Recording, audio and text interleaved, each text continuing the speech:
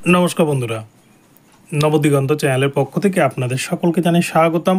তো বন্ধুরা, আজকে সকালে গুড মর্নিং জানিয়ে আপনাদের জন্য নতুন যে আপডেটটি শুরু করতে চলেছে এই ভিডিওতে, সেটি হচ্ছে 32,000 চাকরি বাতিল মামলায় ক্যান ফাইল অ্যাকসেপ্ট নিয়ে কিন্তু নতুন জলঘোলা শুরু হয়েছে। এই ক্যান ফাইল অ্যাকসেপ্ট নিয়ে এখনও পর্যন্ত কতগুলো ক্যান অ্যাকসেপ্ট করেছে কলকাতা হাইকোর্ট এবং কতগুলি ক্যান অ্যাকসেপ্ট না করার জন্য বলা হয়েছে পর্ষদের তরফ থেকে। তো এই বিষয়ে আপনাদের সাথে বিস্তারিত আপডেট এই ভিডিওতে শেয়ার করতে চলেছি। যদি সবগুলো ক্যান অ্যাকসেপ্ট না হয় তাহলে পিটিশনারদের ভবিষ্যৎ কোন দিকে এগোচ্ছে এবং এই 32,000 মামলার ভবিষ্যৎ কোন দিকে এগোচ্ছে এই নিয়ে কিন্তু বিস্তারিত আপডেট এই ভিডিওতে। আপনারা দেখতে থাকুন সম্পূর্ণ ভিডিওটি মনোযোগ সহকারে। তবে তার আগে বলে, যারা প্রথমবার চ্যানেলটি দেখছেন, যারা এখনও চ্যানেলটিকে সাবস্ক্রাইব করেনি, আপনারা অবশ্যই চ্যানেলটিকে সাবস্ক্রাইব করে দেবেন। তো বন্ধুরা, প্রথমেই বলি 32,000 চাকরি বাতিল মামলা, যেটা কিন্তু বর্তমানে একটা আলোচ্য বিষয় হয়ে দাঁড়িয়েছে 26,000 চাকরি বাতিল হওয়ার পর। এই 32,000 মামলায় তপব্রত চক্রবর্তী স্যারের বেঞ্চে এই মামলাটি রয়েছে। 20 তারিখ এই মামলার আবার পরবর্তী শুনানির ডেট পড়েছে। তো এই 32,000 মামলায় আমরা জানি এখানে কিন্তু অনেকজন এখানে পিটিশন করেছে, অনেকেই মামলা করেছে। কেননা দীর্ঘ প্রায় 8 বছরের বঞ্চনা, 2016 সালের রিক্রুটমেন্ট, যেখানে দেখা গেছে কোনো রকম সঠিকভাবে প্যানেল ছিল না, রিজার্ভেশন রুলস মানেনি, কোনো ওয়েটিং লিস্ট নাই, সঠিকভাবে কোনো কিছুই নাই, অথচ শূন্য পদের থেকেও বেশি নিয়োগ হয়েছে কয়েকটা ডিপিএসসিতে। এরকম বিভিন্ন ঘটনা রয়েছে। বারংবার কলকাতা হাইকোর্ট কিন্তু এটা নিয়ে প্যানেল চেয়েছিল, প্যানেল দিতে পারেনি পর্ষদ। তো যাই হোক, তো এই 32,000 মামলা আপনারা জানেন অলরেডি 2 জায়গায় ক্যান্সেল হয়ে রয়েছে, রিপ্যানেল হওয়ার নির্দেশ রয়েছে। তপব্রত স্যারের বেঞ্চে মামলাটি রয়েছে। তো প্রথম দিকে একটা বিষয়, যে তপব্রত স্যার আমরা দেখেছি আপার প্রাইমারি দীর্ঘদিনের জটকে কাটিয়ে তুলেছেন, তাই পিটিশনাররা দৃঢ় আশাবাদী যে তপব্রত স্যারের বেঞ্চে এবং এই মামলা কিন্তু খুব একটা গুরুত্বও পাবে এবং দ্রুততার সাথে মামলা শুনানি হবে এবং যারা প্রকৃত বঞ্চিত তারা তাদের চাকরিটা ফিরে পাবে।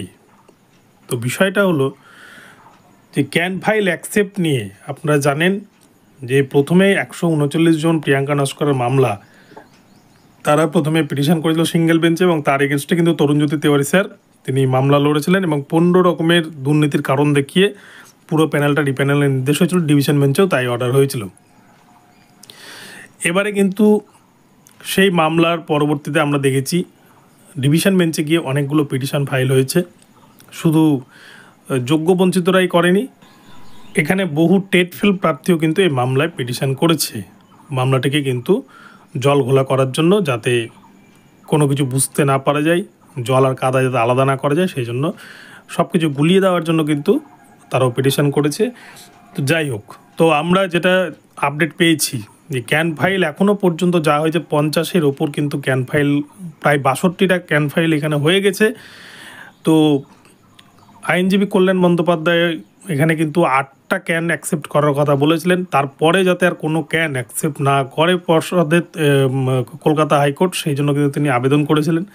তপব্রত চক্রবর্তী স্যার বিষয়টাকে তিনি বলেছিলেন যে আমি এটা দেখছি পরে, তিনি বিষয়টাকে নোট করে রেখেছেন।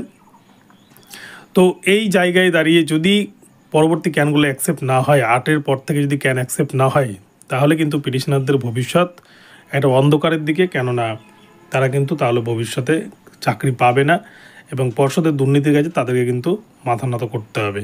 তো এই জায়গায় নিশ্চয়ই তপব্রত স্যার বিষয়টাকে হয়তো দেখবেন এবং যারা প্রকৃতই যোগ্য বঞ্চিত তাদেরকে তাদের চাকরি ফিরিয়ে দেবেন। অপরদিকে যদি রিপ্যানেল হয় 32,000 প্যানেল, যদি যেখানে হয়তো রিপ্যানেল ছাড়া কোনো মানে কোনো কিছু করা যাবে না, এরকম যদি বিষয় এসে দাঁড়ায়, তাহলে তো আর ক্যানের কোনো বিষয় থাকছে না। তাহলে তো সবাই আবার নিজের যোগ্যতায় তারা মেরিট অনুযায়ী জায়গা পাবে প্যানেলে। কিন্তু বাই চান্স যদি রিপ্যানেল না হয়, তাহলে কিন্তু ক্যানের একটা বড় গুরুত্ব থাকছে এবং সেই গুরুত্ব অনুযায়ী কিন্তু যারা যোগ্য বঞ্চিত পিটিশনার তাদেরকে কিন্তু সেই জায়গায় চাকরিটা দিতেই হবে।